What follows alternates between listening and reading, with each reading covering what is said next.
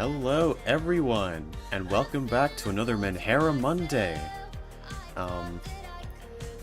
This week, we've got a brand new question.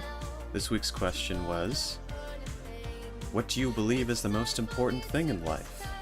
Now we've got 13 responses so far. Now as always, even though the stream has started, feel free to add your own submission if you want to have me read it out before the end of stream. But make sure you do it while I'm still doing this little answer segment. Otherwise, it will be too late, and you will forever hold your piss.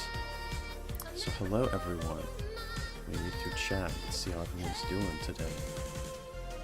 There's an intro screen? You never seen it before? Yeah, I do have an intro screen.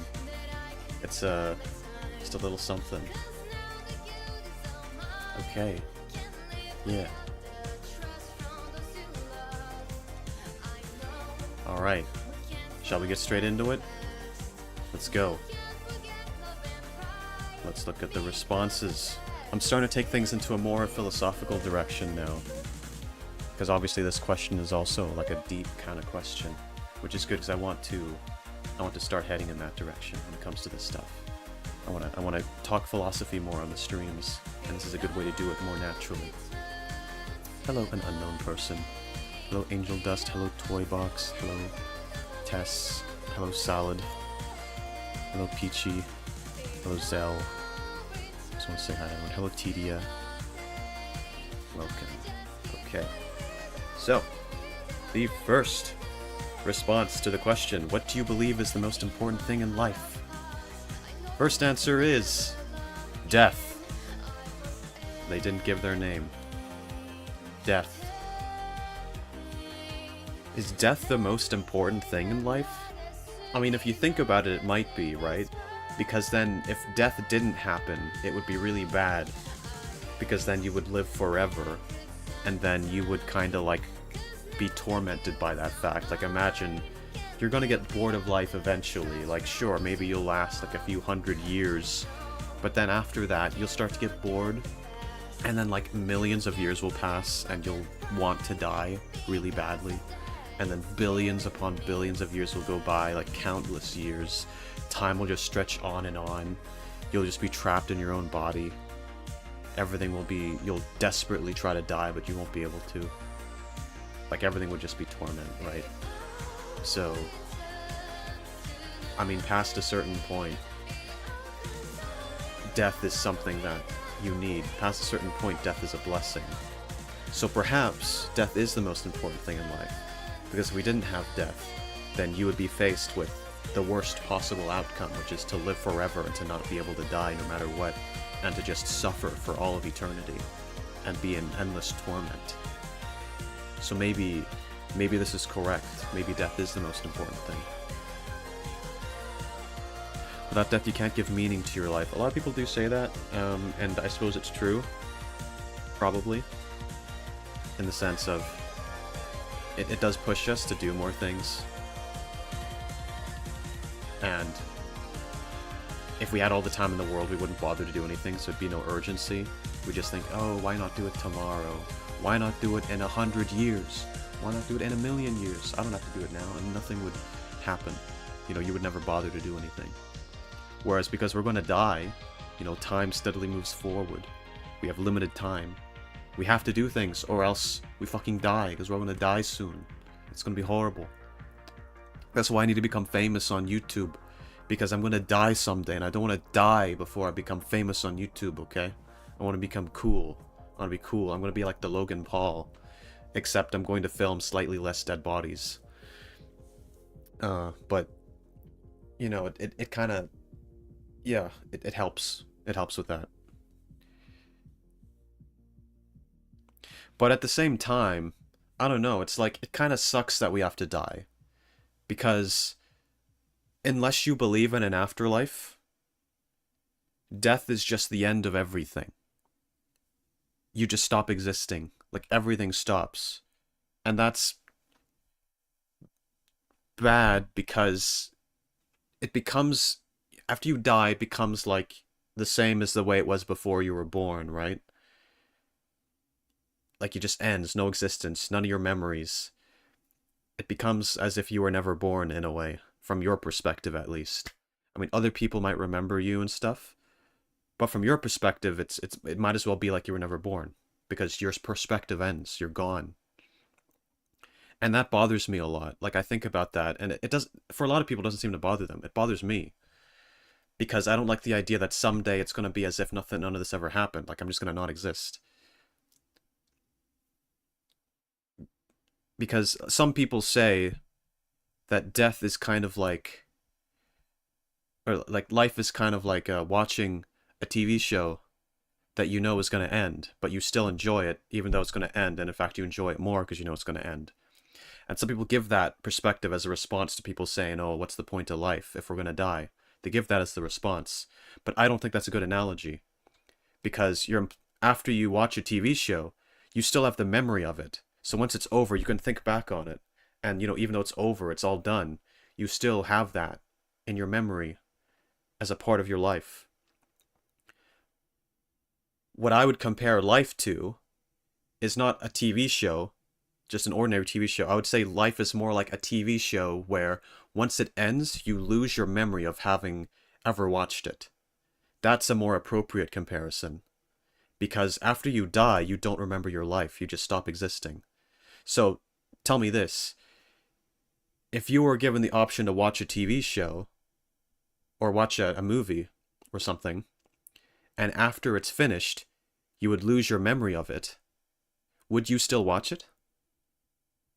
Because that's what life is. And so if you wouldn't, it kind of, if you view it through that lens, it starts to give you a bit more of a crisis, because then you start thinking, okay, what's the point of life if at the end of it all, I can't even, it will be like it never happened. I won't remember any of it. I'll just be gone, non-existent. That's a thought that I've struggled with. That's something that bothers me.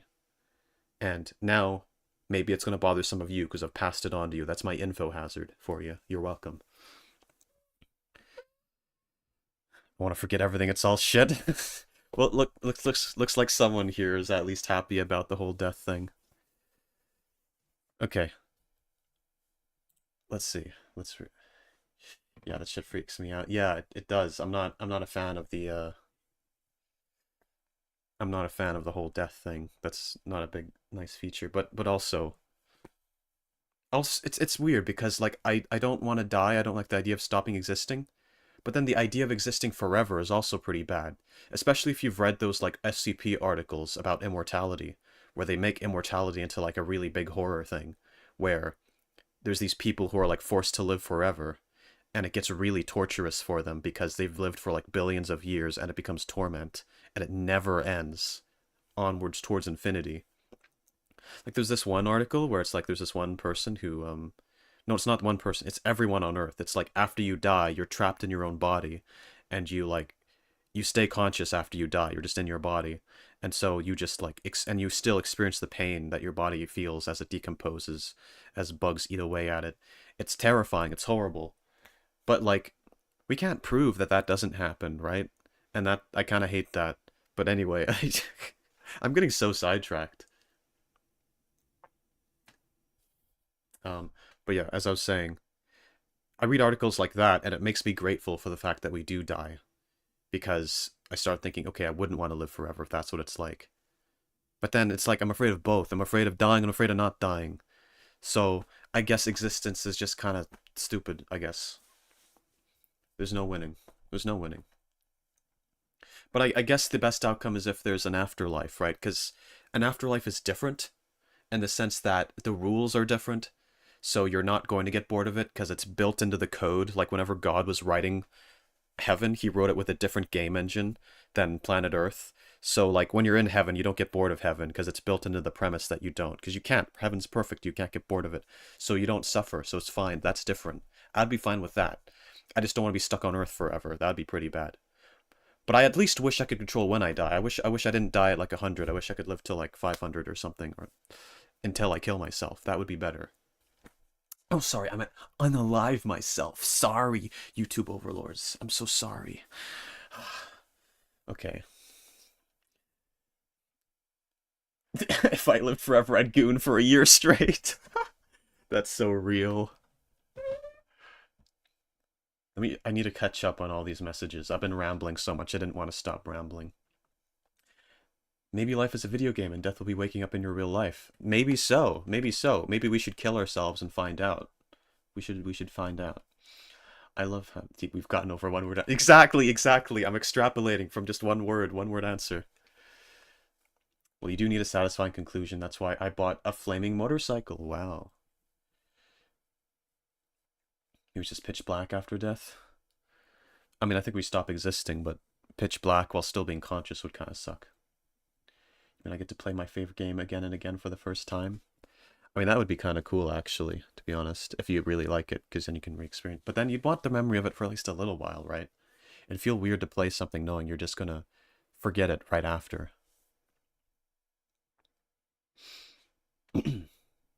Exhibit just started my midlife crisis at 19. Thanks, bro. Welcome to my world. I'm only 21, and I'm having all these fucking thoughts for like the past few years.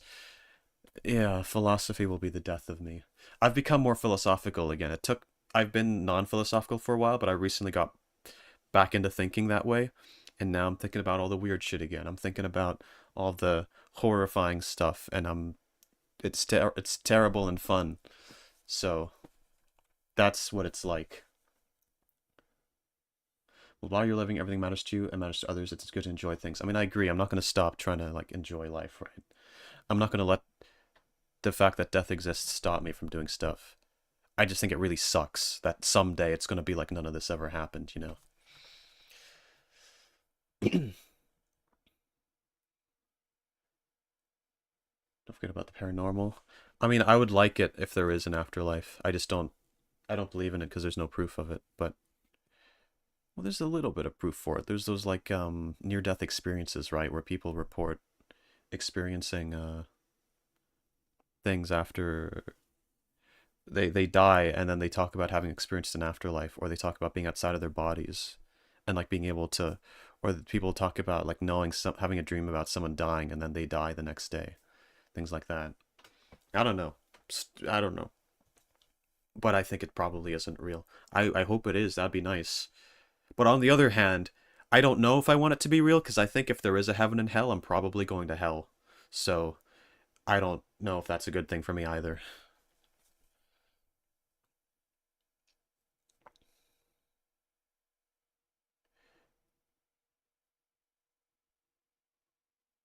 My dad has an out of body experience he swears by. Yeah, I've seen impossible things that prove we don't know everything.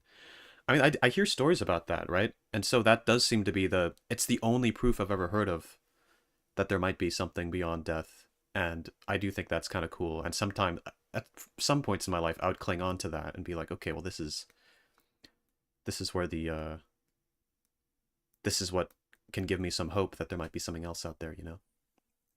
But on the other hand, again, it's like, if there is an afterlife, that means my actions are going to have consequences. That means I'm going to face the consequences of my actions. I might be punished for all the stuff I've done, and I don't know if I want that.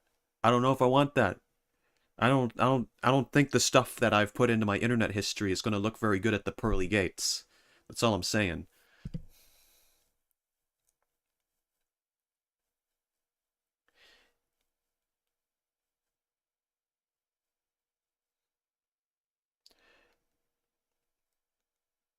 Time to leave the Matrix. Yeah.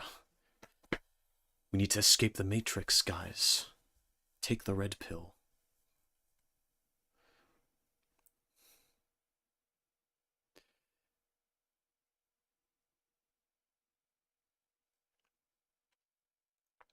The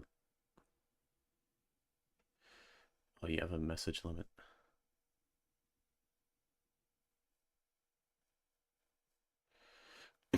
There's no preservation of individualization at the very least. Yeah. Hmm. Yeah, if we have like obviously like reincarnation, which Toybox seems to believe in from a lot of these messages, we wouldn't be keeping our like individual selves as we pass on. We'd turn into something else, but then it would still be us, our consciousness, our soul. I used to really like the idea of that. I used to really like hope that reincarnation is real, because I thought the idea was cool that I would get to not die, like not stop existing. And also, I would get to live life many times as many different people and going on many different adventures. I used to really like the idea of that, getting to experience life over and over in different ways, but I feel like now I don't, because I feel like knowing what I know about the world now, there's so many people that I just don't envy. And if reincarnation is real, you just know that at some point you're going to get reincarnated as uh, some person living in horrible poverty, or some person who gets horribly tortured, or someone who gets thrown in like a horrible death camp, or someone who dies at war, or someone who starves to death, or you might get reincarnated as like I don't know, a chicken at KFC. You're about to get your like head chopped off or get thrown into boiling water, turn into some tasty chicken. I don't want that. I don't want to become a chicken. I eat the chickens. I don't want to face the consequences of my actions. I don't want no bad karma for all the freaking chickens I've eaten. I don't want that. But, you know, I hope to be reincarnated into Danny DeVito. Actually, funny thing, there is the theory that actually we're all the same soul and we get reincarnated as like every single person who ever existed. So like at one point you've been every other person on Earth, or you will be every other person, depending on how far along in the process you are. Which is a really weird thought. It's probably not true, but it's scary because that'd be so lonely. Like you guys aren't even real. I'm just gonna die and I'll become you, or maybe I've already been you. We're all just the same person. And like imagine whenever you're having sex with someone, it's not even sex, it's just masturbation. You're literally fucking yourself. That would just it would suck because you'd be so lonely. I mean, you wouldn't know it for most of those lives. So you wouldn't feel lonely, but you would be alone. It's only you in the universe. I would hate that. Goon's so hard they call me the supreme leader of Goonland. So true. If I get reincarnated, hope it's an isekai thing. In this life I get no bitches. This is not the ideal. Yeah, being isekai would be kind of cool. But I don't really want to leave this world behind because I'm very reliant on a lot of the stuff that this world has, like video games and technology, and even like dietary things that I need to be very specific with. If I went to like a fantasy world and I was stuck there, it would be a bit harder. And I think people underestimate how much they'd miss the stuff from this world, like all the technology. People are all like, "Oh, I don't need anime if I'm living in an isekai because I'm in an anime." And it's like, yeah, it's one anime and you're living it. That's different. Eventually you would get the desire to like experience other fiction again. You'd want to you'd miss the stuff you've left behind. You'd miss video games because you'd have no access to that. I mean, you know, I think people take that for granted a little bit. So that's why I don't actually want to be isekai'd. But, and the other thing to remember is that eventually the novelty will wear off. So if you go to like another world, eventually you'll get used to it. And that'll become the new normal. And remember that these other worlds have problems too. So a lot of these other fantasy worlds, they may have slightly different problems to what we have, but they still have problems. So, like, they have war, they have famine, starvation, all these horrible things. They have like a big ass demon king who's coming in and freaking like pillaging everyone. It's not fun. I'd not miss this world if I had Aqua, Megumin, and Darkness. See that? Yeah. Valid. Valid. I wouldn't want to be stuck in an isekai permanently. Like, temporarily, sure, but forever? I don't know. There's just so much stuff here that I'm reliant on. Mind you, this is still the first answer Lamau got us all thinking. Yeah, it's amazing. Yeah. The hope is that I'm not a failure in an isekai anime world. Yeah, I mean, a lot of us want to, like, experience isekai so we can become the almost half an hour stuck on the first episode. So that's fuck. Yeah. Yeah, a lot of us like isekai because we see the cool character, like, oh, I want to be just like him.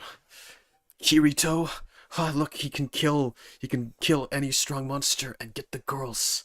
I'll be just like him. He's just like me, but cooler. And, you know, fair enough. It's like, we want to be someone cool and go on awesome adventures. But what we have to realize is that you can do that in real life too, it's just more difficult. And it's difficult for the characters in these stories too. So you watch like a cool anime where the main character does cool epic shit and like saves everybody and is like strong and brave. You got to keep in mind, if you were in his position, you wouldn't necessarily be doing the same thing. Like maybe when you encounter the big scary monster, you'd back down because you'd be afraid to die, right? Or maybe whenever you are put in those same situations, you don't react the same way. And that's because the thing that makes those stories so compelling is the characters. And it's the fact that the main character makes decisions that are good, and they're brave, and they're strong, and they're valiant, and they fight for what's good.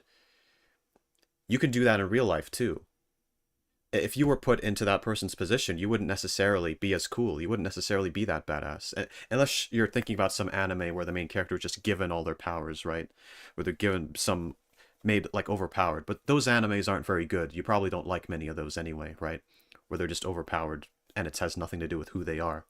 The animes that are good are about main characters that do well because they're actually compelling people who make the right decisions and the story is driven forward by their decisions. So you shouldn't think of it as, I wish I could be in these anime, because even if you were, you wouldn't necessarily be cool like them. Instead, you should think, how can I be like them in real life? You should think, how can I, in my current world, live my life like it's a story? How can I be a compelling main character who makes good decisions, who is brave, who stands up for what's right, and is very, I don't know, competent and strong, and you are well developed?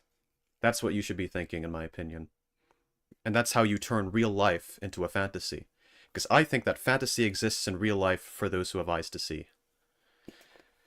Okay, I should probably move on to the next question now, shouldn't I? Or next answer. Alright, yeah. Damn, why are you making me think? How dare you? That's what I do. I force people to think too much. And I sometimes drive them a bit crazy. I can change one thing about myself. It'd be my voice. I'm kind of lucky in that regard. Whenever I was younger, I used to really want a deep voice. I used to really want like a more manly voice because I sounded like a child, and every time I went online, I got laughed at, and I was like, "Please, I want a deeper voice. I want to sound cool." And one day, I listened to myself on recording in like Spanish class, and I heard the voice, and I was like talking like deep, and I sounded kind of good, and I was like, "What the fuck? Why do I sound like an adult now? Who the hell?" And that's whenever I started going on Discord, and that's whenever I started like um, going around places and meeting people and getting involved in horrible things that I should not have been involved in at that age. But it was cool, and it's a part of the experience. Anyway, uh, yeah. Exhibit, you get to have like 20 voices. Yeah. You have a nice voice, thank you. Yeah, that's when I went through exactly. It was puberty. And I got exactly what I wanted because I wanted a nice voice and I got one. Okay, okay. Finally, let's move on to the next question. I've been fucking, my goodness. I hope you guys don't mind. I hope it's not like a bad thing. Okay. What do you believe is the most important thing in life? This is a serious non-meme answer. I'm just thinking about how that first question was literally one word long, and I talked about it. I talked about it for like 30 minutes almost. Okay. This is a serious non-meme answer for once, but in my opinion, the pursuit of truth and knowledge is the most important thing embedded in the human mind. It's what separates man from beasts.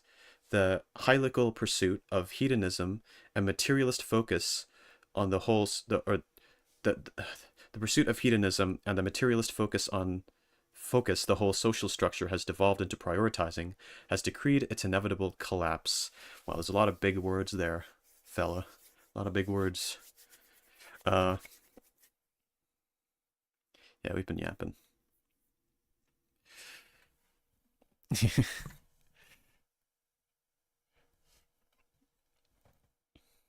You're the most talented voice actor I know of. You sure about that? Like, I'm not even professional. I don't even do it for, like, pay or anything. Unless you count YouTube pay. But I don't work for, like, a company or nothing. Okay. Yeah, okay, so this answer. Who's this fella? They didn't put their name. Yeah, so this is an opinion a lot of people hold. They're like pursuit of truth and knowledge. I've met people who sort of swear by it. And I used to believe that as well. I used to prioritize the pursuit of truth and knowledge and good above everything else. But one day I realized I care a lot more about being happy. I'm willing to believe a few lies if it means I'll be a bit happier. I'm willing to like not I don't want to find out a super dark truth about the world if it's just going to make me miserable. I find my happiness to be more important than pursuing the truth or even doing the right thing, depending on what it is.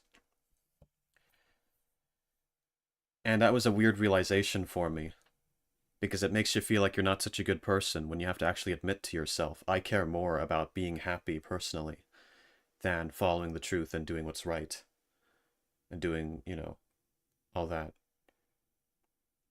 But I think it makes me more honest at least because I think a lot of people are like that, but they don't really admit it. A lot of people are like, no, I want the truth and nothing but the truth. And when they find out the truth, when they finally find that truth that they've been seeking their whole life, when they finally see what's behind the curtain, they regret it because they're like, oh shit, I wish I didn't know that now. And that's how I feel sometimes. I keep thinking, there's been times when I've thought, okay, I wish I didn't know this because my life was better before I knew this. And now that I do know this, I have to bear that responsibility because now I'm going to feel bad if I don't do something about it. But I'm not doing something about it because I want to prioritize my own life. And that's kind of like what the Matrix is about. Because in the Matrix, they find out that they're living in a simulation. They find out they're in the Matrix. And they find out that the real world is like horrifying and dystopian. And when that happens, a lot of them want to go back. Because they're like, life was better before I knew this. How do I benefit from knowing this? It may be the truth, but maybe I don't want the truth. And that's what the character of Cypher, the guy who fucking betrays them, does. That's his mindset. He's doing it because the agent has agreed to like erase his memory and put him back into the Matrix. That's kind of like me. I'm kind of like Cypher sometimes. Not all the time. I feel like right now, I'm not hiding from the truth. Right now, I'm kind of okay with knowing the things that I know. But there have been times in my life when I've felt more like Cypher. That's all I'm saying. So, I don't think I really agree with this anymore because, at least on a personal level, I value happiness more. I don't know if that's the right thing, quote unquote. It is just what I value more. So that is what is more important to me. But I used to think that I was a truth seeker. But I've realized that's not the case. I'm a happiness seeker. And I still pursue the truth, as evidenced by the fact that I speak so much philosophy. But I do that for fun. I do that because it's enjoyable. That is part of me just being a happiness seeker. And there's a limit to that. There's a point at which I will not want to push further necessarily. There are some truths that I don't want to know necessarily. And so that's my position on that answer, yes. Yeah. Truth and knowledge sucks. The most important thing is life. The most important thing in life is money and happiness. And money, it's close to what I said. I didn't say the money though, but money's important. Without it, it's hard to get by. A lot of things in the world are locked behind money, paywall. If you want to travel the world, go on adventures, have a nice house to live in, have food, you need money. So money can actually buy happiness sometimes, depending on your situation. Money can buy happiness if you're poor, if you're in poverty, but money doesn't buy happiness if you're like already got enough money to, like, live. That's what I think about money buying happiness. So that's another question answered for you. 27 years ago, Exhibit started stream. For real. Without other people, I personally have nothing. Yeah, being social is really important part of life. Now be clowning Exhibit for 21 minutes for 30 minutes. Come on, it's cool. We're having a good time. Okay.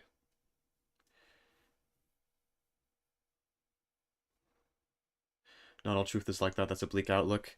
I guess I do have a bit of a bleak outlook, but it's just discovering truth in my mind is usually like discovering unpleasant truths. Like, when would you discover a happy truth exactly? I can't really think of an example of that. Or I guess, well, no, how, yeah, you could discover truths about like what's the best way to live? How do you better attain happiness? How do you interact with people better? How do you get people to like you? You know, these are truths, these are things you learn that are good for you. So I guess there's that. And that's the kind of philosophy I want to delve more into, but it's harder because I feel like the more obvious stuff is all the dark stuff.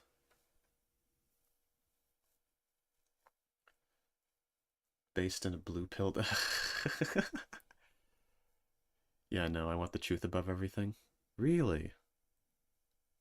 You're not a pleasure seeker? Yeah, I mean, I used to think I was a truth seeker, but it's not like I want to believe an absolute lie, right? There's a limit to it, you know? There's things I wouldn't want to be lied to about. I wouldn't want to find out that, like, I don't know, but it's complicated.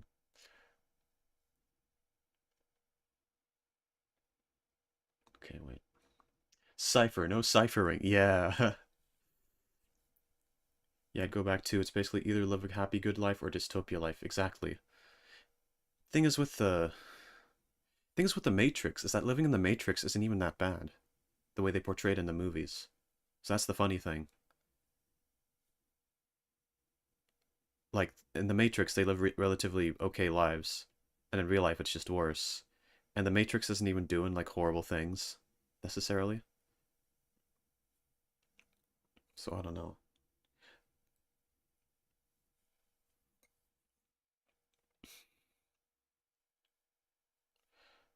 Personally, the well-being of me and the people I care about matters most. Yeah, it's sort of the way I've come to think. I have a healthy appreciation for truth. I just don't think it's necessary to be aware of every bad thing happening. Boy, do I need the money. Yeah, we all need money. I'm not earning riches off of YouTube yet, but my goal is to upload enough that I earn enough from it that I don't need to get a regular job. That's my current goal.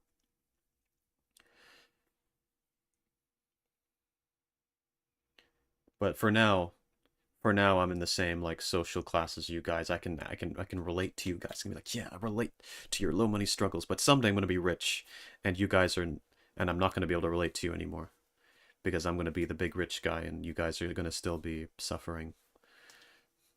But that's just the way it has to be. You guys can become YouTubers too, and become rich like I will.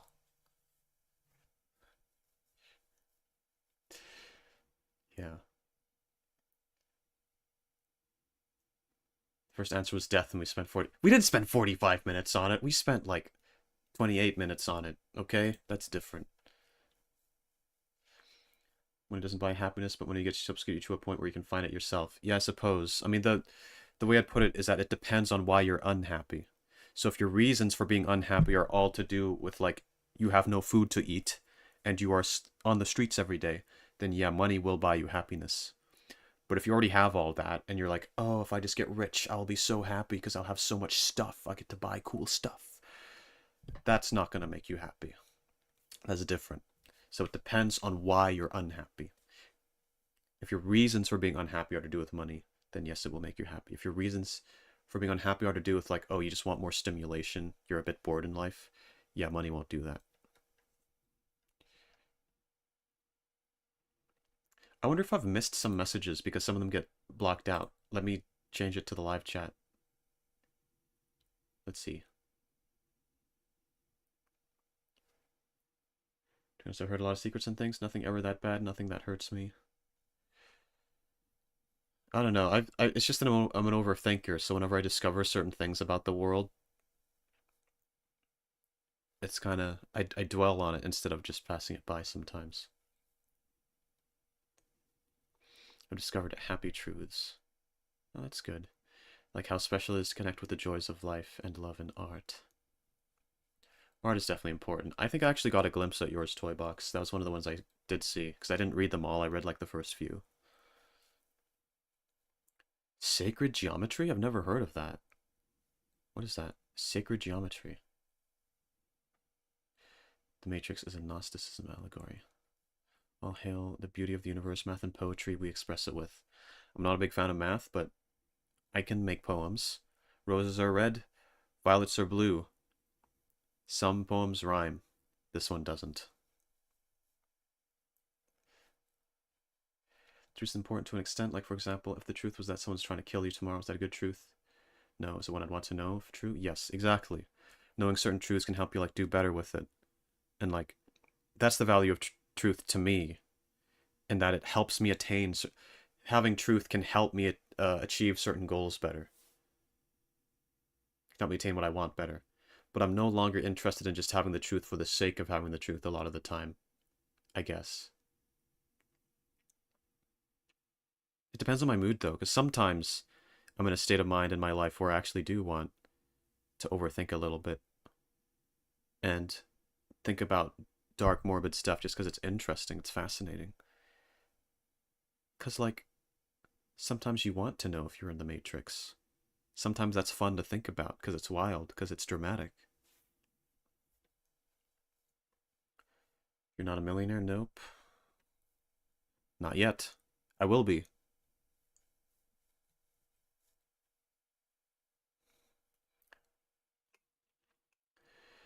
The truth was that someone...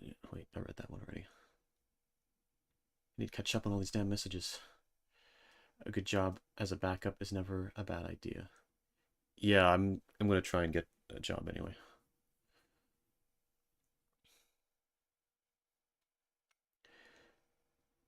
He's gonna give 200k each because he appreciates his day one fans. I mean, maybe. I don't know. I'll think about it. Cause like, I might still be rich afterward. If I'm rich enough, I could maybe do that and still be rich afterwards. So check is to be exhibit B. Yeah. Exhibit collab idea. We sacrifice a child to get you YouTube famous. Yes or no? That sounds awesome. Let's do that. Child salad. Can I be the... Can I be the... Can I be the child salad? Oh my god, it's a child salad.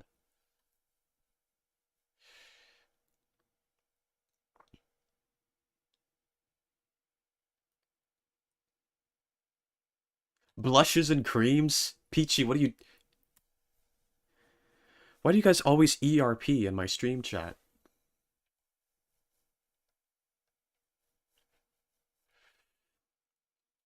True, the reason I'm not 100% happy is that I can't help but feel lonely, probably why I've developed an addiction for chatting in live streams. Yeah, A lot of people do that kind of thing to help with loneliness and stuff. Because again, it's like a social experience. But what's important to like recognize is that it only goes so far.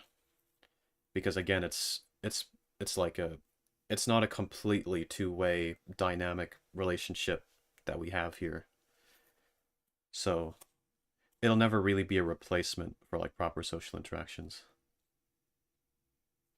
So do try to make real friends as well. But I appreciate you being around here. And it's cool if this stuff helps.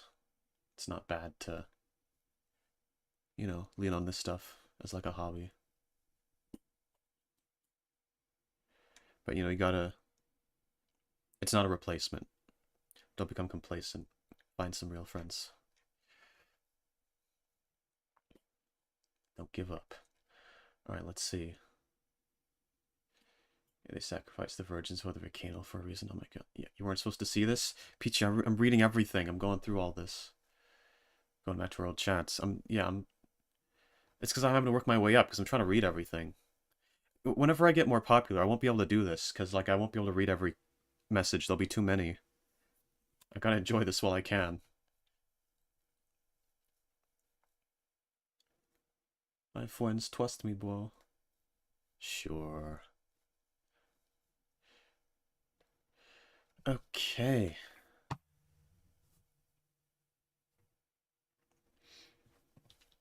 No, yeah, okay, good. Yeah, it's true. Yeah. I'm glad that you all enjoy being here. It's a nice community that we have, for sure. Okay, finally, let's move on to the next one. That we've only done 2 out of 14 so far, and how long is this fucking stream, man? Dear Lord. It's almost been an hour. What else are we on to? Yeah. Um, it's just because I have a lot to talk about, okay? It's not... Okay, let's...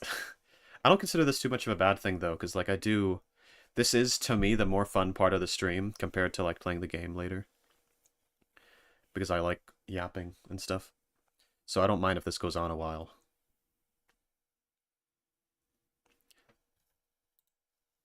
I have 4 friends, and one of them is a crazy Menhera root beer addict girl that has threatened to break into my house and curse my bloodline. Hell yeah, lucky you.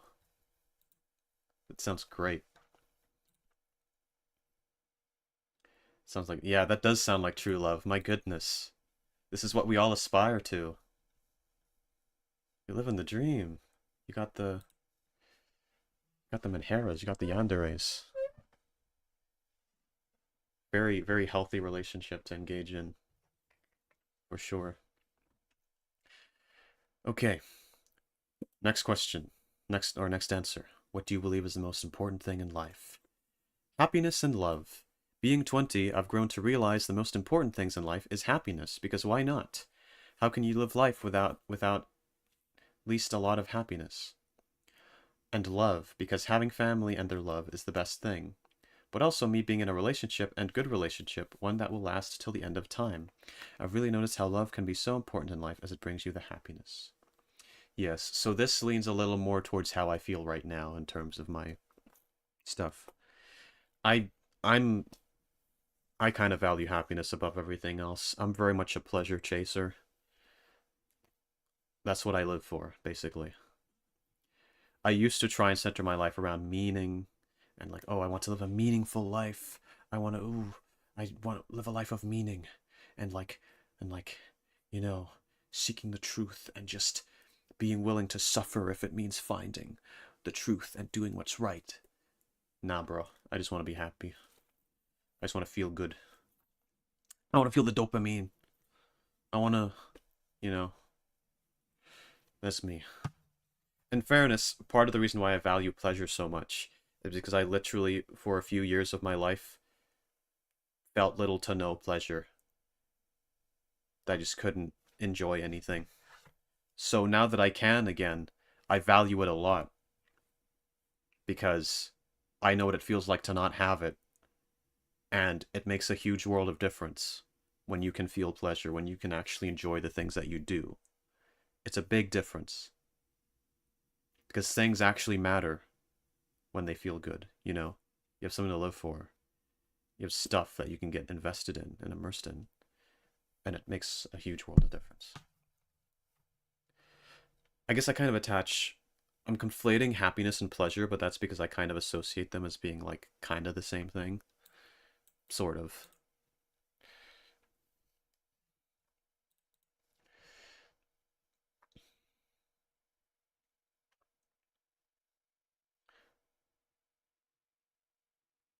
Very healthy. She asks me for a root beer every day. If she doesn't get one for too long, she breaks into my house and steals my root beer.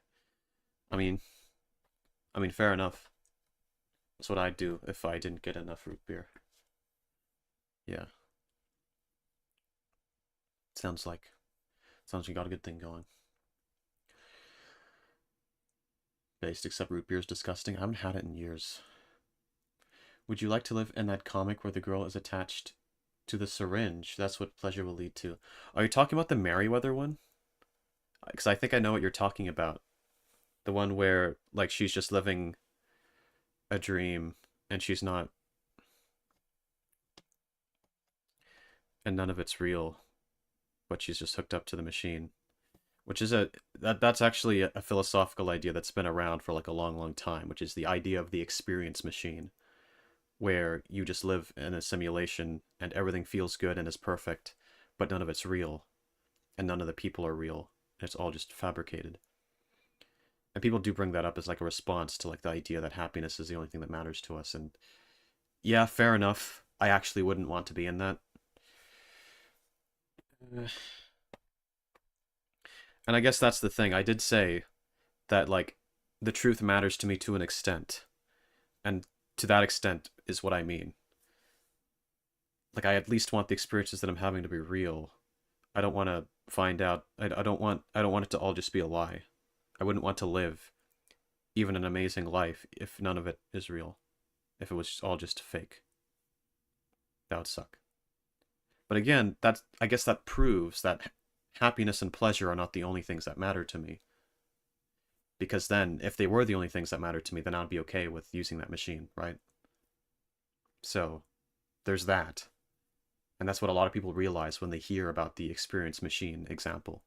They realize, okay, happiness isn't all that matters to me. So then what is it that matters most? You know, what is the standard of, like, good?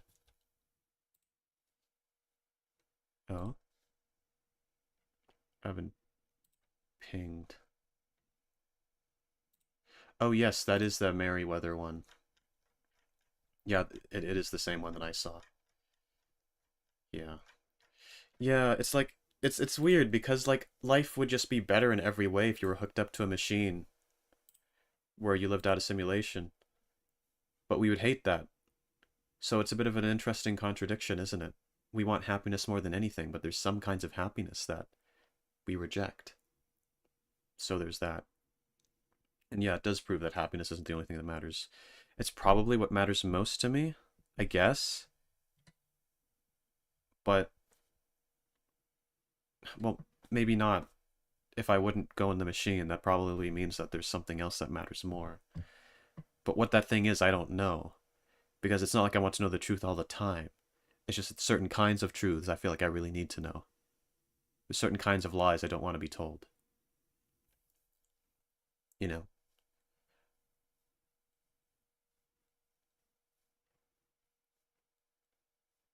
Like it'd be kind of like discovering that like like another example would be like if I had a partner and I found out that they didn't love me or they were being like paid to love me or something by like my dad, I don't know, he thought I was lonely, so he paid some girl to like love me or pretend to love me.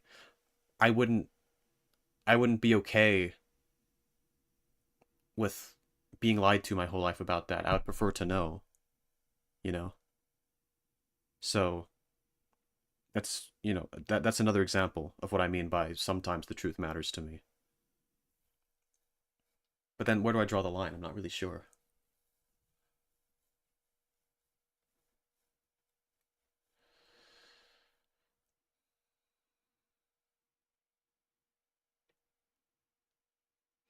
Happiness isn't an achievable prize. You can't just do something that will make you happy forever. It comes in moments and waves to enjoy while it's there. That's true. That's true. Personally know that I have everything I need in life, but I always feel that something's missing. Society is set up to make us feel that way by comparing ourselves to each other.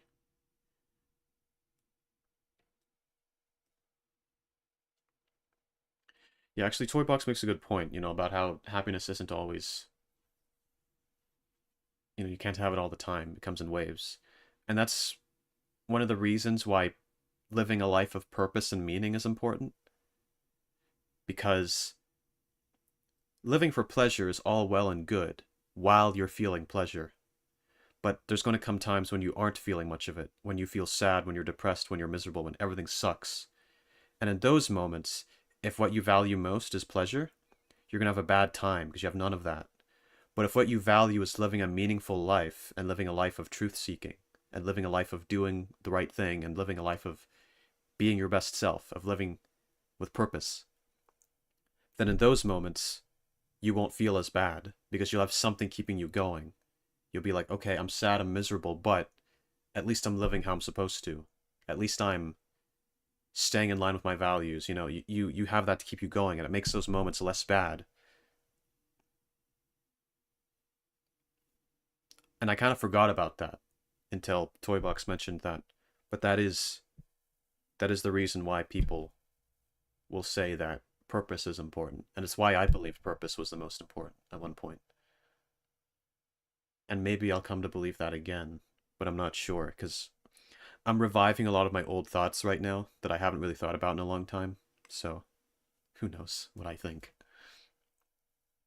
But that is why you should try to live with a bit of meaning in your life. It's because you can't be happy all the time. But you can live with purpose all the time. That is something that you can always do through every moment of your life. And so that's why you should do that. So that whenever things get bad, when you can't have pleasure anymore, you are still living how you're supposed to. And that will make it less bad until the pleasurable moments come again.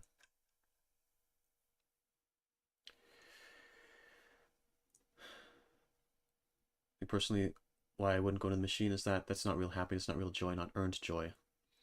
I mean, it would be real happiness because you'd actually be feeling it, but it wouldn't be earned. It wouldn't be genuine. It wouldn't come from things that are real.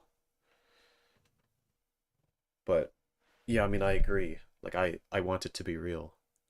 I want my experiences to be real. I have a desire for that within me. And I can't explain why, but it's there and we all have it, and I'm sure all of you probably agree with me.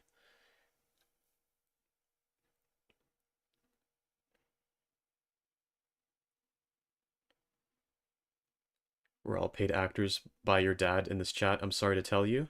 We're getting paid? Oops, maybe just me then. When am I getting my first payment? Feeling of loneliness sucks. Yeah. It does suck. I'm lucky enough now that I don't feel lonely as much anymore because I've got plenty of people around me. But I've had lonely times.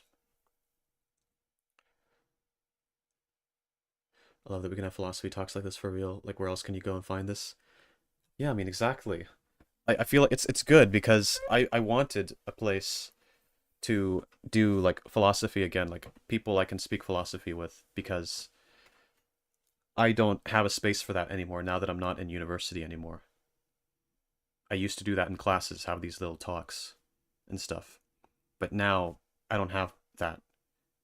So I'm glad that we have this here now because I'm able to bring that side of myself out again, and it's really cool. And you'll notice I'm getting more philosophical as the weeks go on because I'm like waking my mind up again, and it's really cool. And I'm really glad that we can do this.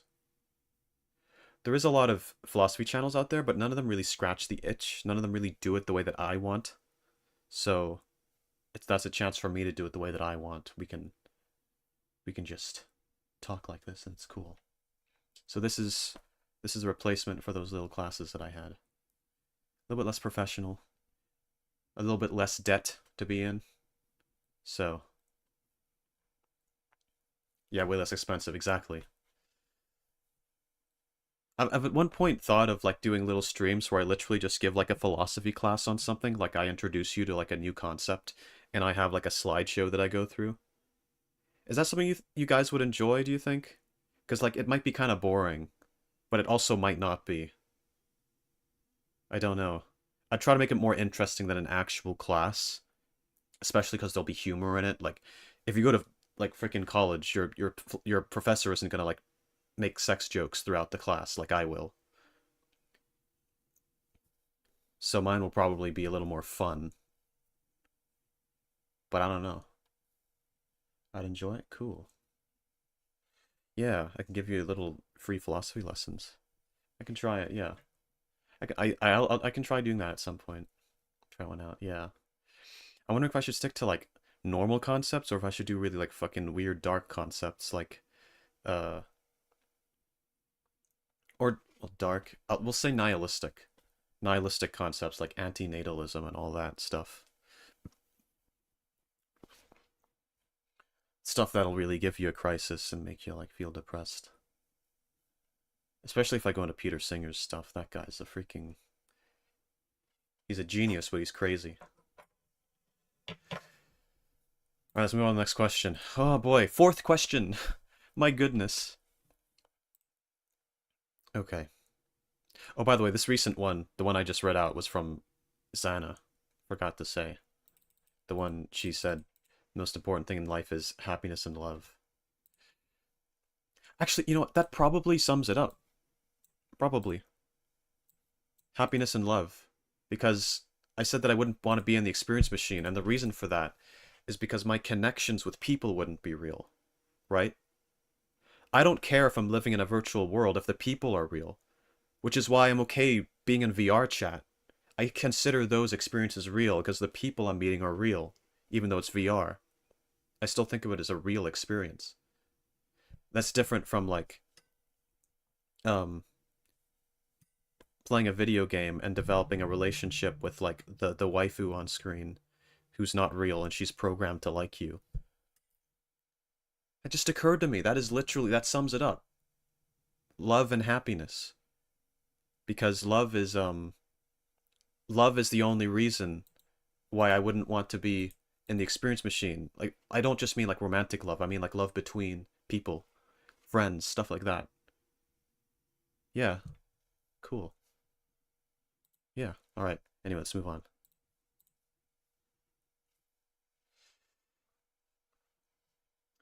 Play Mabinogi. Oh, I've heard of that. I might have... Did I play it at one point? I don't know. I don't think so. If I did play it, it was only for like a little while. It's like an MMO, isn't it? I tend to find MMOs kind of boring, though, which is a shame, because I like the idea of them. I like the idea of being in like a big, massive online world with lots of people. Uh,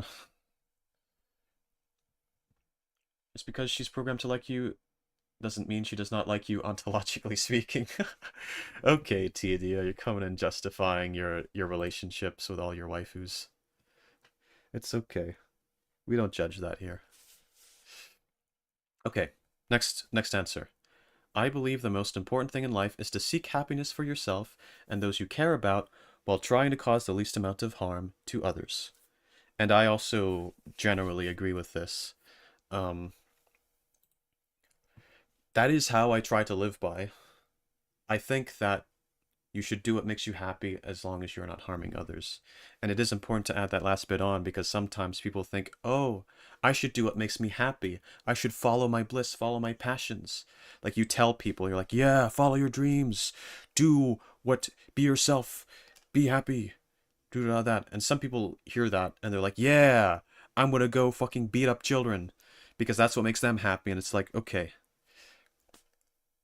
here's the thing. You should do what makes you happy if it doesn't harm other people. Because sometimes people get happiness from harming other people, and that's not good. So it's an important thing to add on. Important caveat. But, yeah. And so, you gotta be careful you're saying that too. Because you tell people, oh yeah, do what makes you happy. If you say that to a good person, yeah, they won't do anything bad, and you're giving them good advice.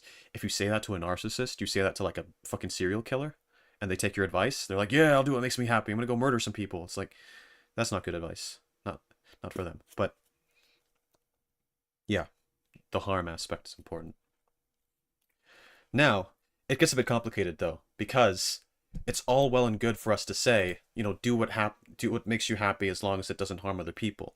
It's all well and good to say that. But here's the thing. How you define harm is also very subjective. So, if you might think of harm as just like, oh, making other people suffer, or, you know, hitting someone, or insulting someone, being mean to someone. But it's kind of, that's only one way of defining it. Like, what counts as harm? Are you harming someone by, I don't know, like, let's say you work at a bar and you serve people alcohol. Alcohol can cause people to become abusive. It can kill people. It can make people do drunk driving. It can make people make very bad decisions. Like alcohol is strongly linked to domestic abuse. Alcohol is strongly linked to violence and death and addiction and a lot of, it ruins lives. And so let me ask you this. If you work at a bar, are you harming people? Because you're selling alcohol. You're enabling it. Now, some people would say that's not on you. You're just giving them the tool to do it, and it's on them, and it's not your fault. But someone else could just as easily say, well, you know, maybe you shouldn't be selling alcohol if it can do that to people. You know? After all, that's why we say we shouldn't deal drugs. But I've never heard of someone, unless we're talking like really religious people, like strongly religious people. I've never really heard anyone say that it's morally wrong to work at a bar. But could you argue that that counts as harm? Maybe. I don't think it does, because I don't think that should be on you. But I can see how someone would argue the opposite. Yeah. Yeah, because it's like, I don't think it's wrong to sell alcohol, because I think people should be allowed to buy it. I think that is something people have a right to. I think that just because someone else is going to do something bad with the alcohol, that doesn't mean you're not allowed to drink it. Like maybe Mr. John Wifebeater, who lives down the road, whenever he drinks alcohol, he beats his wife. Well, you're not going to beat your wife if you drink alcohol, so you can drink it. But maybe he should stop, you know? So, yeah, I think that other people being affected negatively by certain kinds of things does not take away your right to do those things. Like it's not wrong for you to do it just because it would affect someone else negatively. And in that same way, I think you're allowed to provide that service to people, right? So that's also how I feel about certain kinds of like content, right? So some people are afraid of making certain kinds of fiction because it'll enable people to, like, what if a really fucked up person reads my novel about a serial killer and then gets inspiration for it, or and does a killing because of it or something like that? Most normal people aren't going to think that. So you should. It's not a good comparison because the chances of that is way lower than like someone doing something bad because of alcohol. It's not really a good example because yeah, I think it's on the. I think you're allowed to provide something, even if for some people it might cause them to do something bad. But I think you should be still allowed to provide that thing for the people who can handle it. That's what you get for marrying a guy named John Wifebeater. Yeah, it is basically her fault at this point. Bitch deserved it. What can I say? Okay, let's see.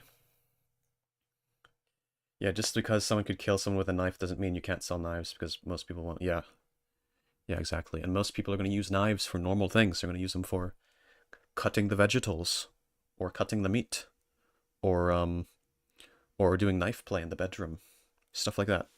Harmless things. But you should still be allowed to sell knives.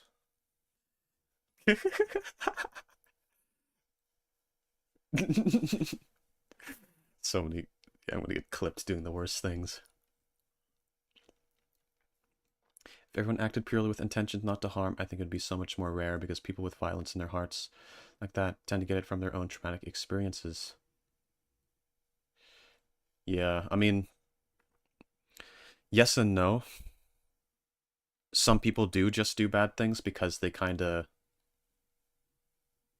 want to, or they don't really understand the implications. They don't truly know what it's like to suffer that way, so they have no problem doing it. But a lot of it does come from trauma, so it's kind of weird because you do get both.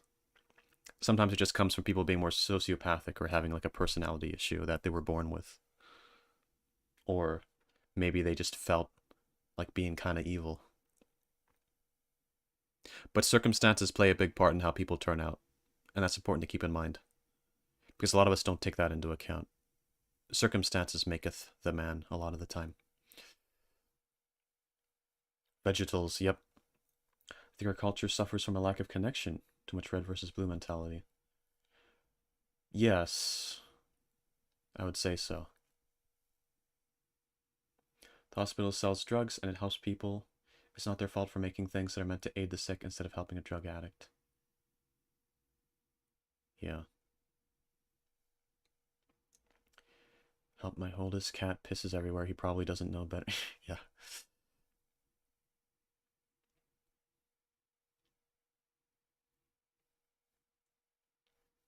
Okay. Next question. Next answer. I keep saying question. Let me get my water. It's over here. It's on the floor. Ow. I hurt myself. Okay, let me drink.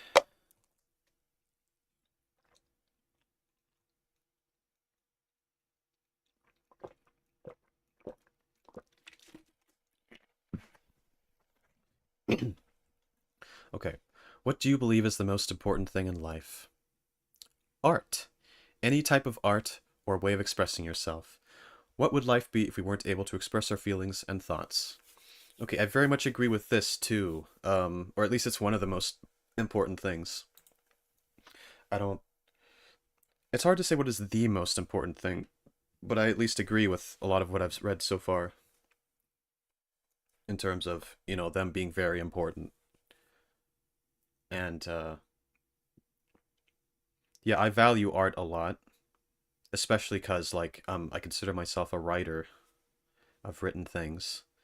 I make stories, but I also consume them. And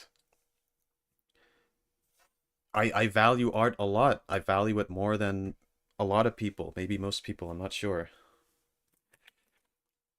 And I think it is something that needs to be protected for its own sake. I think it is fundamental to the human experience that we experience art.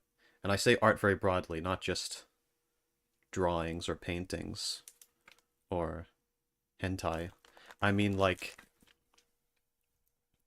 I mean, stories, video games, experiences that you craft for another person, anything that you create with your creative mind. That's art.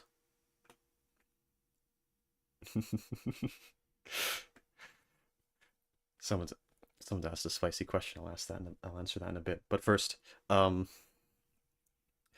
yeah, art is just very, and that's why I really don't like people who want to censor art. I really don't like that. I really dislike that. A lot of people say that we shouldn't make certain kinds of art because it's problematic or dangerous, or because it like affects people, or it might create criminals, it might do bad things. And firstly, I think that those claims kind of come without a lot of basis a lot of the time. But also, I think that even if they're right, I don't really care. Because I think people should be allowed to do it anyway. I think that you should be allowed to make art, even if it has things that have the potential to influence people the wrong way. That shouldn't be your intention, because that's immoral if you're making a story and you're like, hey, the moral of this story is you should murder innocent people, and you've just written a story and your objective is to persuade people to kill innocent people. Of course that's bad, because you're doing that intentionally, right? But if you're making like a video game like Grand Theft Auto or something, and that like accidentally convinces someone to fucking murder people because they were like mentally insane or something, I still think you're allowed to make art like that. I still think you're allowed to do that. Which, again, it's questionable whether it really does have that effect on people, because there's a lot of discourse, a lot of debate. But my position is you should be allowed to make problematic art. That is how I put it. Um, which is kind of a controversial thing for me to say. You know, we're bringing out the more controversial opinions now. Yeah, but I think that art's important, and I think that people should be allowed to create experiences for other people to enjoy. And that if there's a certain type of story or experience that you want to create, you should be allowed to create it, and you should be allowed to pass it on to other people. If there is something that you imagine in your mind, something that you exists in your fantasy, you should be allowed to have that, and you should be allowed to pass it on fundamentally. I believe that is like a axiomatic thing. So yeah, drawn pregnant. I think you should be. I don't. Anyway, okay, hang on. Let's chill. We're starting to get political. All right, listen. I'm against censorship from either side, and I will say that I think that everyone kind of. I won't say that all sides are equal in terms of like censorship, but I will say that all sides do it. Censorship is like a thing that humans do. It's very yeah, we're everyone's starting to debate whether Republicans or liberals do censorship more. No, no, don't get started on that. But the woke left censored my Exhibit A hentai. No.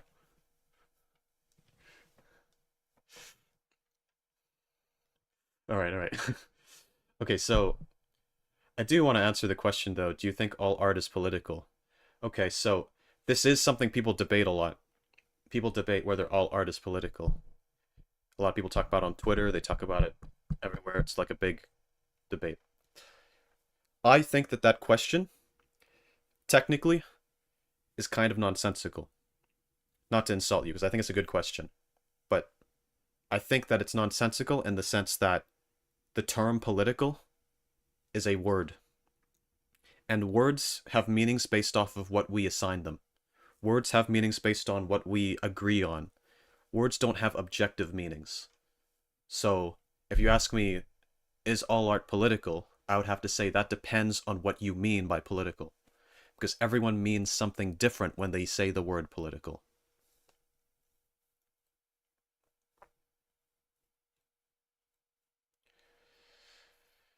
Yeah, so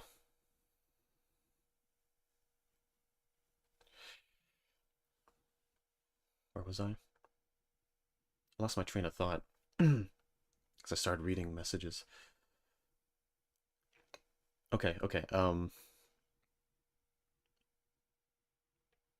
my god, my goldfish brain is kicking in again. What was I just talking about? Yeah, art political. Um, so it depends on your definition of political because some people are like art. It's like there's debates online. It's like, oh, you say all art is political? Well, what about this? This is a picture of an anime girl eating a burger. How could you possibly say this is political? Hmm?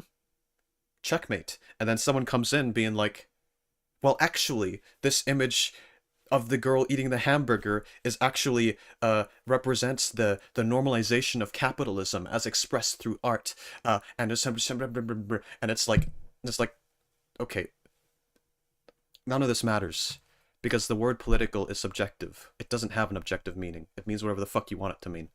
It has changed throughout history. All right. Nowadays, if you like, um, let me think of a good example. There are things in the past like nowadays, if you say slavery is bad, that's not political, right? But if you said that back in the times whenever slavery was still legal, that was political because that was a relevant topic to the time. So the definition of political changes over time. It's subjective, right? And people just define it differently based on what's convenient to them. And sometimes people have like an opinion that is like sometimes people just call things political when they disagree with it. So they'll have like, "Oh, I believe this thing and people in a certain friend group talk about a certain thing. When someone says a belief that they disagree with, they're like, "Oh, stop getting political." Meanwhile, they were all talking about something that was kind of political, but they just call it political when they disagree with it. So sometimes the word political is just something we say whenever someone says something contentious, which, isn't very meaningful. So, yeah, I don't know. Anything can be political depending on how you define the word. But that's not very helpful, is it? We shouldn't really use it that way. Usually, when people say political, they mean contentious. They usually mean something which is highly discussed in the current era. That's usually what they mean. So, yeah. Like there's certain yeah, anyway. All right. I missed some messages here. I'm on Oscar Wilde's side on the topic. By definition, art for art's sake is not political. Making it political is to flanderize it. I don't agree with that because I think that you can put political messages into your stories, and I think that it can be good sometimes. So, again, the word political is subjective, but we have a general agreed upon definition of it, which is that it's just whatever is like contentious, whatever is like contentious in the political world, highly discussed.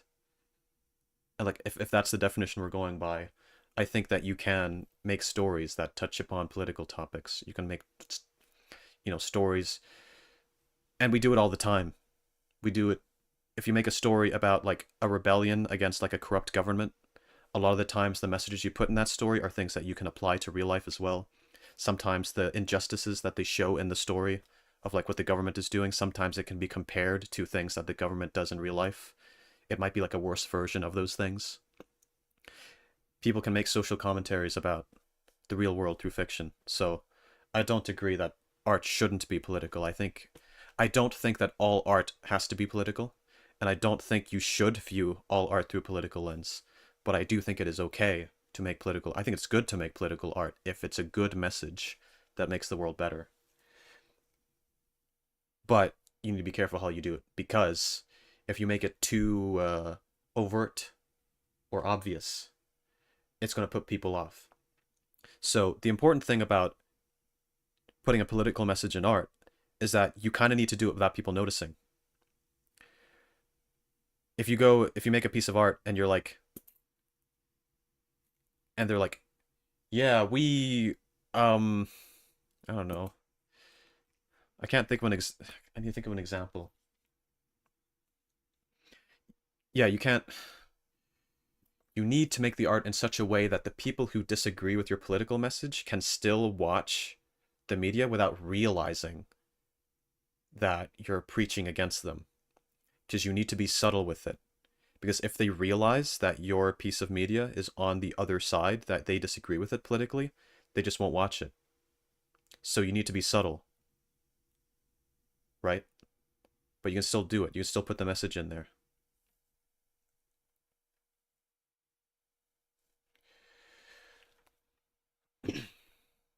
Don't think all art's political. So I did say political is subjective, and that's why I'm not sure how to answer the question of whether all art is political. But by the like agreed upon definition of art talk, okay, I don't think we should think of all art as political because I think even though I think the term is subjective, I don't think we should think of all art as political because art there needs to be a place for us to have art that's more there should be a place for art that is more fantasy, more escapism, where we just don't really think about the real world as much. We should be allowed to have that, you know. We should be allowed to we shouldn't view everything in life through a political lens because that's not healthy. We can't dwell on that all the time, you know.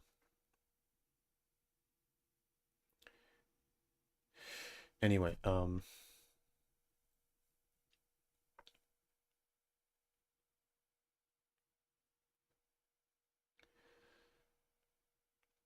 don't think all art is political, is not all art has an opinion. It goes against vegans. I'm not quite sure what you mean by that. What goes against vegans? Um, I worry about telling my mom about my character since she's half demon, and my mom would claim she's evil because of the demonic side.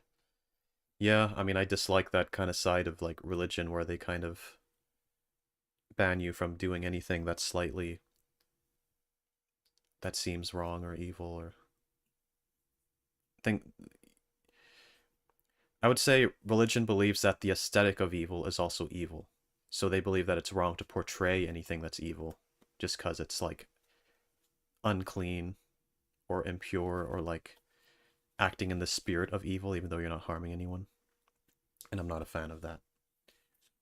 But it depends on what you believe. There's a lot of different beliefs to have within that kind of stuff.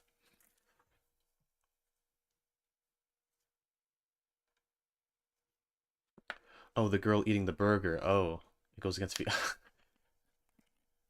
Okay, okay. That's the girl eating the burger in that image goes against vegans. I guess, yeah, I mean that's the thing, right? You could claim that that's political because it's... But here's the thing. Veganism isn't really a big political issue right now, quote unquote. But in the future it might be, because veganism as a movement is growing. So someday it might be considered a political issue to just draw an image of someone eating meat, right? But nowadays that's not the case. No one considers that political because it's normal, right? It's just a picture of a thing. We don't think of it as a political thing, because it's just a normal thing. But someday, if eating meat is considered less normal for whatever reason, or there's a significant group of people who view it as not normal, then it will be considered political because it will be contentious. And that's generally how we define the word political, just stuff that's contentious, stuff that's highly argued about. So that's, again, the word is just completely subjective. We just change it to mean whatever we want. If that makes sense. I hope that makes sense.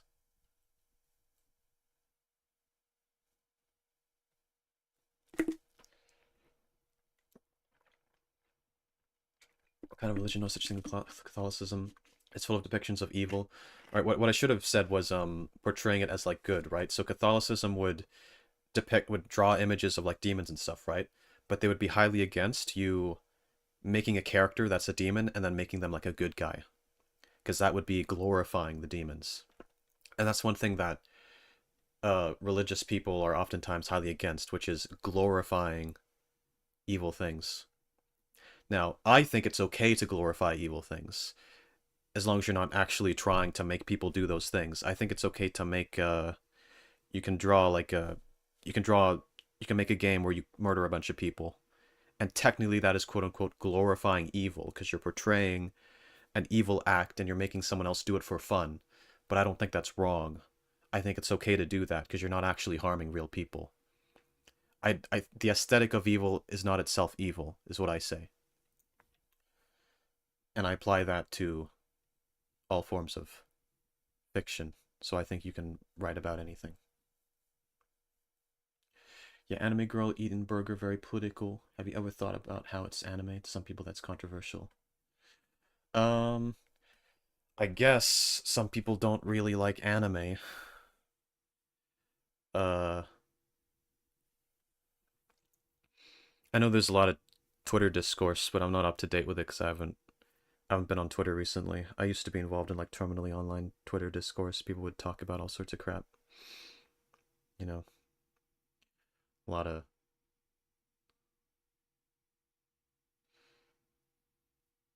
Hmm.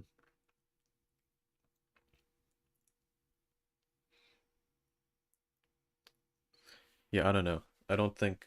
Well, I'm not sure. How much are we on right now? Oh, goodness me. Fuck's sake. Okay, it's time to move on. It's time to move on. Alright. Oh, we were on question 5. Okay. Or answer 5. Alright, 6. This one is by Toybox. Let's go. I think the most important part of this human experience is connecting with others and making positive impacts. I think on a broader scale, the point of existence is simply to have experiences. In my belief system, I see our souls somewhat like data points that go from lifetime to lifetime, building their unique energetic patterns out of the experiences they have. You can charge yourself, quote unquote, positively or negatively through your actions and interpretations, and this would magnetize you towards more positive or negative spaces. But personally, I think charging positively is far more satisfying, because at our core, we all connect back to a core of love, which is my definition of God. Existence is fractal, but I'll leave it at that before it gets abstract. As a human, in this lifetime, my favorite things about living are getting to know other people's stories, slash creativity, slash perspectives, and sharing my own, and being able to make others smile or laugh or help them in some way. People talk about finding a purpose in life, but I think it doesn't have to be one grand calling. Every positive impact one makes is part of our purpose here. All right, that is Toybox's answer. Okay, so let's see. This kind of reminds me. The answer kind of reminds me of I had a theory once. Not a theory. It wasn't a theory. I made up my own religion once.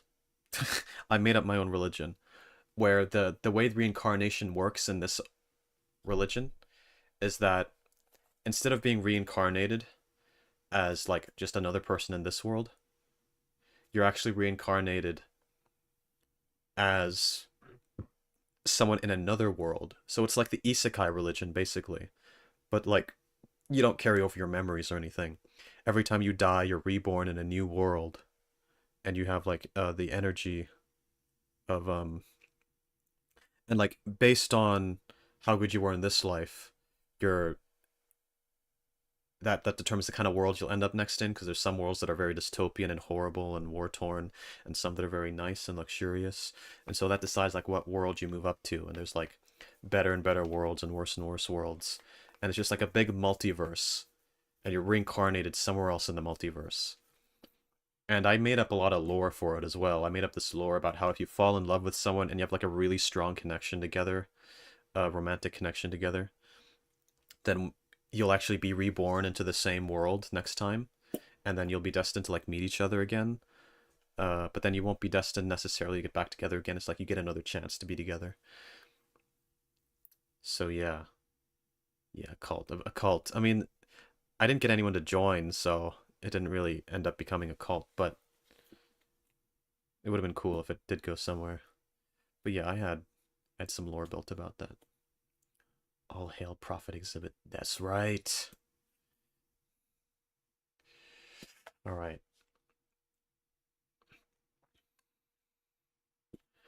Um.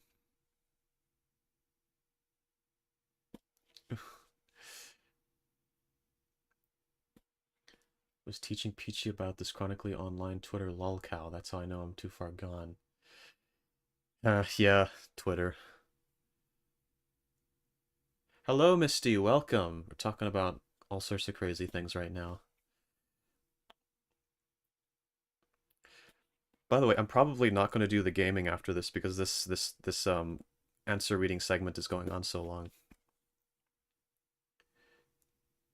Yeah, anyway, what else to say about yeah, so saying, we don't have one purpose, we're just kind of like making a positive impact with each little action. I guess it makes sense. Yeah, it's a more unique answer than the other ones.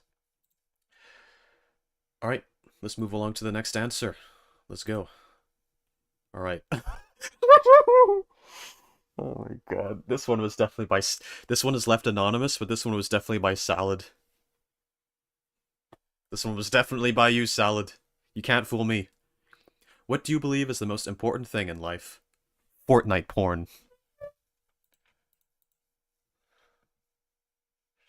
Ugh, goodness. Should I sit here and like give a philosophical talk about Fortnite porn now, like I did with all the other answers? Should I do that? Like...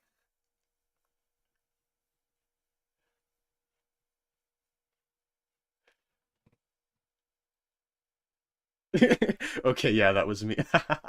See? Bro, don't just out salad like that.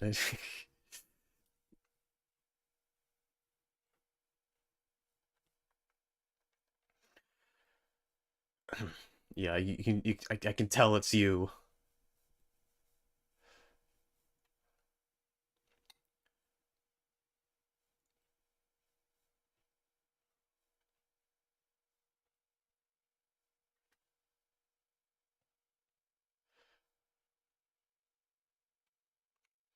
All right, all right. Okay, so yeah, we're gonna move on. I have nothing to say about Fortnite porn. What do you believe is the most important thing in life? Women. I mean, fair. Very fair. That is a valid take. Um, yeah, I don't know. There's some hot women's out there. What can I say? They're pretty cool.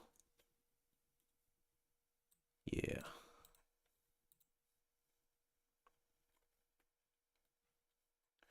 Bro, I don't know what I'd fucking do if women didn't exist. Like just the men? What am I gonna do with the men? I feel like it's burning out on the philosophy. Yeah, a little bit, because I've been talking about it for ages, and like I'm getting I'm getting more and more like my social battery is getting more and more like worn out. So like I have less to say each time. I was drawing till I heard Fortnite point. Yeah, yeah.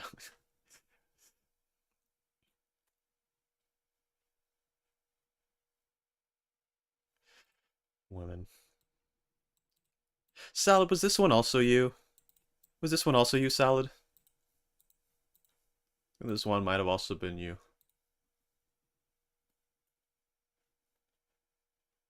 Yeah, what'd you do with the guy? Yeah, what would I do with the guy? What do we do with the guy? Like guys, like where do you like girls have boobs and they have ass. What do you do with the guy? Well, sometimes they have ass, but then it's like I don't know, man. Like it just doesn't work. Like what do you grab? Like what do you do when you're alone with the guy? Like what's the man? You know what I'm saying?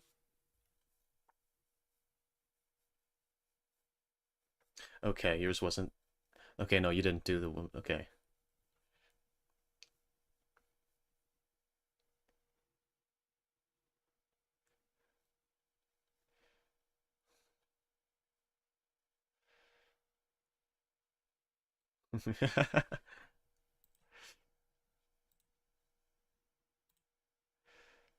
Life and relationship isn't all about grabbing? I don't know. I think I disagree. I think grabbing is what it's all about. I'm pregnant with twins, that's what I do to a guy. But see, that's the thing. If women didn't exist, we wouldn't know what a pregnant is. We wouldn't know what a pregnant with twins is. That wouldn't exist. So like we can't even have a guy dress up as a girl, right? Which is like the second, that's like a replacement, right? You can't even have a guy dress up as a girl because there are no girls. You have no concept of what that is. So the guys are just dressed as guys now, and so you can't have no femboys. And I think that's a travesty. I think that's wrong. So I think women are the most important thing in life, quite possibly, because we wouldn't have any of we wouldn't without women we wouldn't have anime women, and that's a huge deal. Because 90% of the games that I play are just about anime women, so I wouldn't have anything to play anymore. What am I gonna do?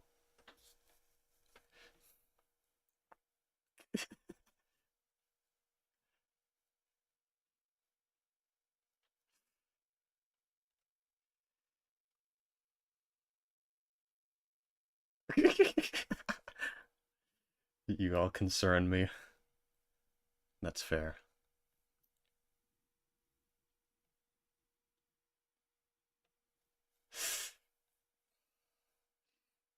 If pregnant no exist, me sad because there no peoples. Yeah. You guys saying woke left won't let pregnant men exist. The irony of that statement. Okay. Let's go on to next question. All right, what do you believe is the most important thing in life? Cock. So many what one word so many of these one word answers. You sure this wasn't you, Salad? The fuck?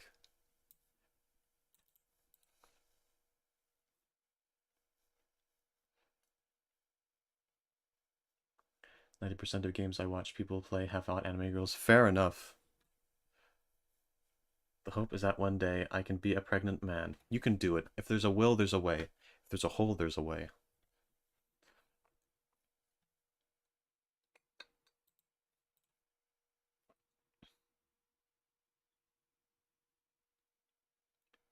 What do you mean, what the fuck? What did I say? Oh, right, yeah, the cock one. Salad would never value cock. Really? The one word answers are super philosophical, for real. Far more refined to put something as simple as cock. Yeah, you put things that are far more refined, like Fortnite porn. Because that's better.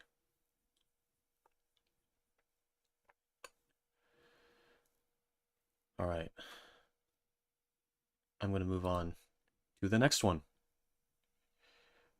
What do you believe is the most important thing in life? To be based and red-pilled. Yeah, so true. Alright, next one. Oh my god. What do you believe is the most important thing in life? Women, again. They did women, someone did women, two people did women. This one had a name though, but they put men as the name. Men need women.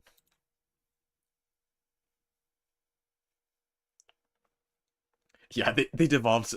They started out so like detailed and great, and now there's just all these one word answers. In fairness, the first one was a one word answer. I just talked about it for a really long time. Salad rice 7 out of 14? Probably. That's what it's looking like. I did too, I swear. Okay, I believe you. But then it's really funny that people were so like-minded here. Everyone had the right idea. How many left?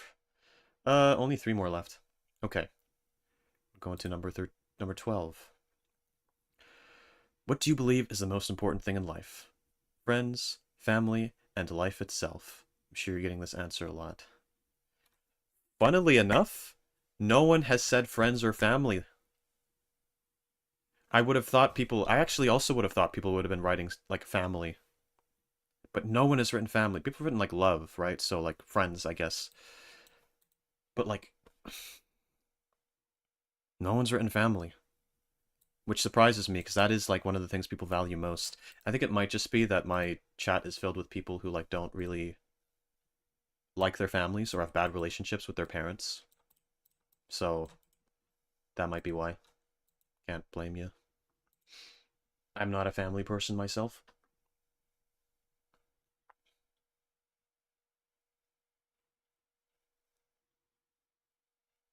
Yeah, you said connections. I guess connections can mean family too. Yeah, yeah.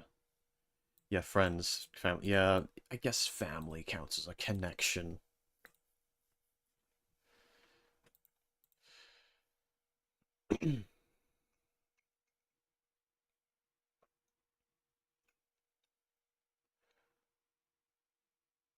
Hey, saying we all got mommy daddy issues? That's exactly what I'm saying. I'm one of them, unfortunately. Yeah. Oh, I have 17 responses now all of a sudden. Who fucking added a bunch of them? Okay. Not 17 more responses, 17 in total. So like, all right, next one. Oh, that by the way, that one was by Tess. I forgot to read out the name. Tess Tsukuyomi. Friends, family, and life itself. Okay. I said those that I care about that can include family, but not always. Yeah, I suppose so. Except saying we have issues. Okay, bro, no need to call us out. I'm not wrong. I mean, listen, I'm the same. It's okay. We're all the same. I mean, like attracts like, you know? Okay. What do you believe is the most important thing in life? If we ignore basic food, water, air answers, then it's love, low key. And I don't mean romantic love. Self-love is important. Like if you love yourself, you take care of yourself and try to work hard to improve your life. That's me though. And that one was by Salad. That's the serious answer. Okay. Yeah. Um, Similar to what others have said, love important. And self-love is important because a lot of people don't do that. A lot of people hate themselves. A lot of that is from like more. I feel like some of it comes from like the idea of original sin. I don't want to insult. I don't want to insult like all religious people, but like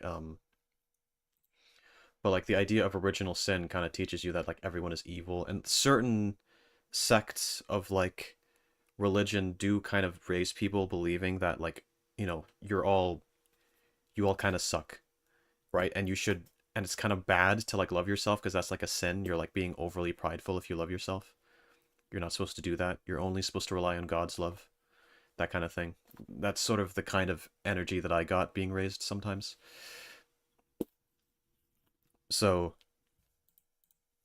we're coming out of an age where everyone kind of thought that way, and so people have yet to sort of adjust. People are sort of in a, like a self-deprecating kind of state. Why'd I get Every Man is 6% Gay recommended to me under this stream? I don't know, it's a sign. You should watch it afterwards. Every Man is 6% gay. Yeah. No, thing is, this world is generally two types of people. People who um need to love themselves more, and people who need to love themselves less. Because I feel like I generally meet two extremes. I meet people who are very full of themselves and very arrogant and are narcissistic and think they're right about everything, and who don't and are selfish, right? Care about themselves but not about other people. They just care about themselves too much. Or it's people who only care about other people and don't care about themselves because they hate themselves or don't love themselves. And it's really interesting because yeah, I feel like sending people the message love yourself is a good message to send if it reaches people who are self-deprecating. It's not necessarily a good message if it reaches people who are already very selfish because they need to care about others more. So I think it's part of the equation. Self-love is important, but I think being able to love others and care about others is also important. And they're probably about even, maybe, because people are either deficient in one or the other, and based on that, they need to be pushed. They need to have that part of themselves reintegrated.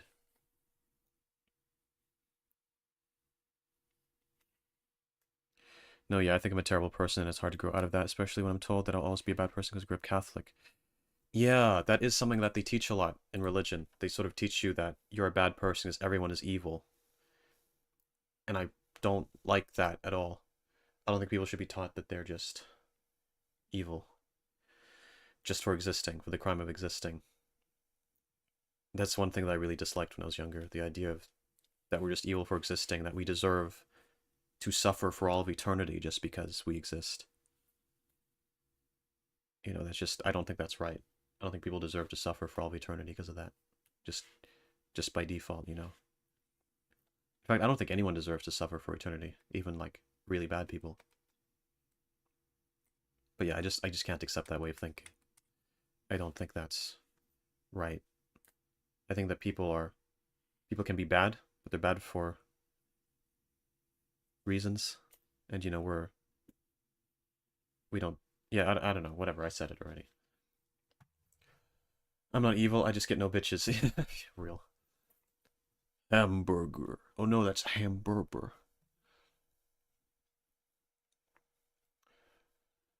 Yeah.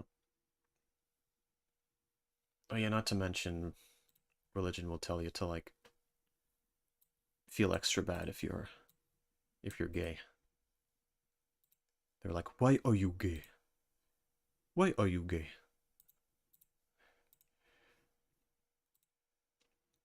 Okay. Next one. What do you believe is the most important thing in life? Art, video games, anime. Ooh. And that one was by Tess. Tess Tsukuyomi. Yes. Fair enough. I mean, those are some of the most important things to me. And again, I went on the ramble about how art is like one of the most important things, and this very much fits into that because my favorite forms of art are all to do with like otaku related stuff. But for I do mean art in general. So for someone else, it might be something else. It might be fucking Family Guy. Might be you know, whatever. For me, or yeah, for other people, it might be freaking novels, whatever. For me, art is like video games, JRPGs. I haven't watched a lot of anime recently, but I used to watch it a ton. You know, bit of hentai. I consider that art too, unironically. Because people can be really good at drawing that stuff, alright? There's a real skill to it. And I think I appreciate people who draw that because it takes skill, it takes practice, you know? It deserves appreciation. And I think that, yeah, anyway. Art, definitely important. You recently watched Arcane. I did. That's not an anime. Um, maybe, or maybe some people call it an anime. I don't know.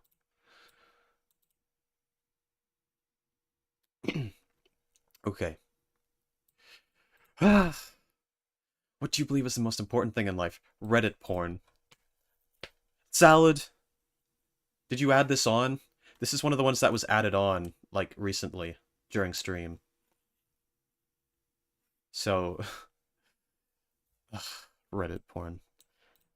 I mean, listen, Reddit porn is pretty good, but it's porn that you would find elsewhere. Like, it's like, in fairness, it is like the better stuff, because, like, they post it if it's, like, really good stuff, and the really good stuff, like, rises to the top. But, like, Reddit porn isn't special, it's just porn from elsewhere that people are posting. It's good, though. Like, it's a good site for that. It's like, it's one of the main reasons I use it. It's my main thing. I don't really use it for much else. That wasn't you? I mean, you literally wrote Reddit porn in an answer in a previous week. That's why I assumed it was you. Really? I think people are just... It must have been someone who was here previous week, and they copied it. Blame the Mexican, typical. Yeah, I do that sometimes.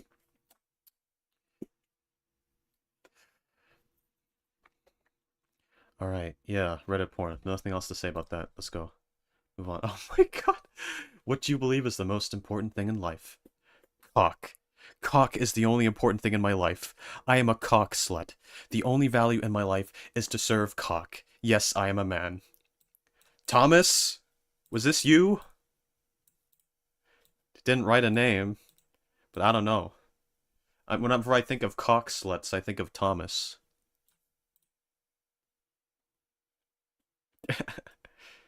This ain't no Buckshot Roulette. I'm not actually sure if I'm gonna do Buckshot Roulette because this has gone on a while. I might do a bit. I could do like a little bit.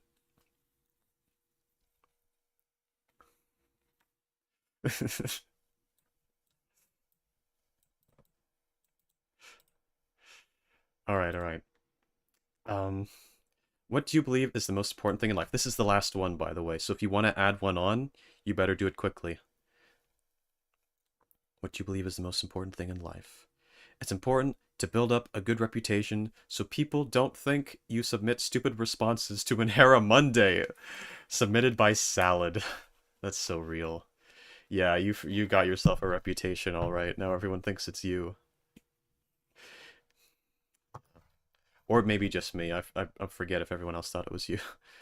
Okay, you lied. It was you. Oh, it was you. Okay, I didn't read that message. It was you. See, you lied to me. I wasn't wrong to profile you. Alright, one last one. Here, and one was added on. Oh my god, what do you believe is the most important thing in life? And the answer is, my name is Exhibit, and I love gay porn. I love porn, porn, porn.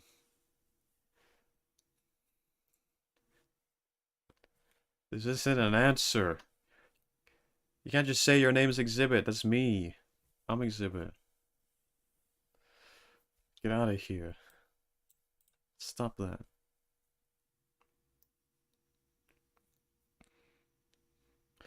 Racial profiling. Yeah, well, it clearly worked, because I ended up being right. So, I don't know, you tell me what the moral of the story is here. I I'm not saying anything. I'm just saying what happened is I'm not saying it's okay. I'm not saying people should do it. I'm just saying if you look at what happened and the assumptions that I made, those assumptions were correct. I'm not saying it's okay. I'm just saying. I'm just saying.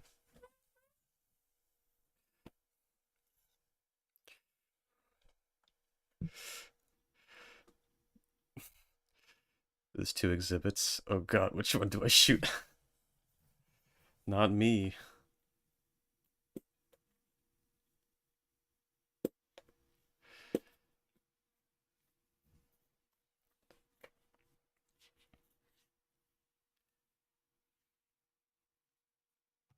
Don't shoot. Give me one and I'll test it for authentication.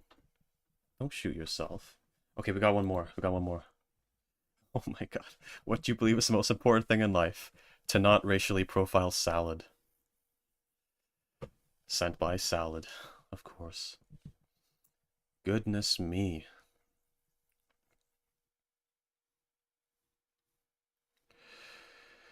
Oakley dokley.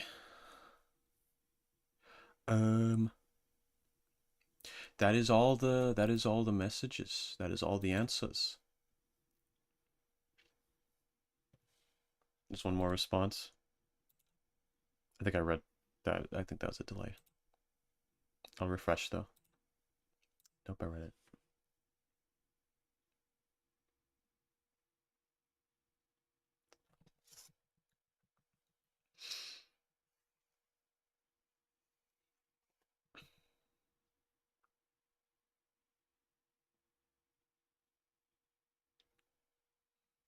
Okay. Let's see. Should I play should I play Buckshot Roulette or am I too freaking ass tired? It's also another thing to play for a different stream when I have more energy for it. Well, the ceiling in my guest room is worse than I thought. Glad you're back. What do I do? What do I do? Okay, we can maybe play some Buckshot Roulette. Let's see. I'm feeling a bit tired. I don't know if I'm going to be bringing my A game.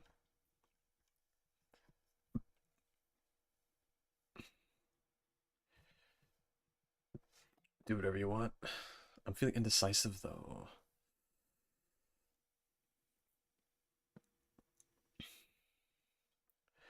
I got to go defend my homestead from werewolves, BRB. If you're still streaming, and I survive with my thumbs. Oh, frick, you got like a...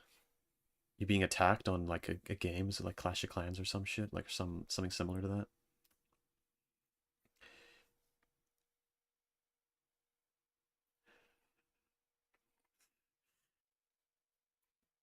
Did you get to my answers? Yes, I did. I read them. Yeah, I read both of them. I I guess you must have missed it. I'm sorry you missed it. You can always go back in the VOD and like find them.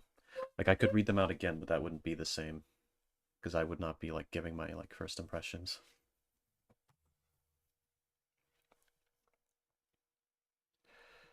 Okay, let's see. Um, I'll end stream. I should keep these fresh. That way I can stream often. Don't exhaust myself too much. Don't push myself too much. And hopefully I can stream often, maybe even do it tomorrow. Because I need to get back into it. I've past while, I've only been streaming once a week, and I'm sorry. I want to do it more. I felt a little worse over this past week, so that I have an excuse, but before that I was feeling fine, so I was just slacking. I was I was well, no, I was busy. All right, anyway, whatever. Anyway, I'm going to come back. I will I'll start streaming more. I'll start doing this shit. I want to make my return.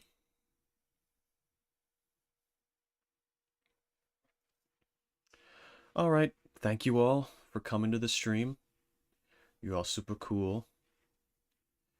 I very much enjoyed reading out those answers and giving and going on lots of rambles. It was very fun. I'm very glad that the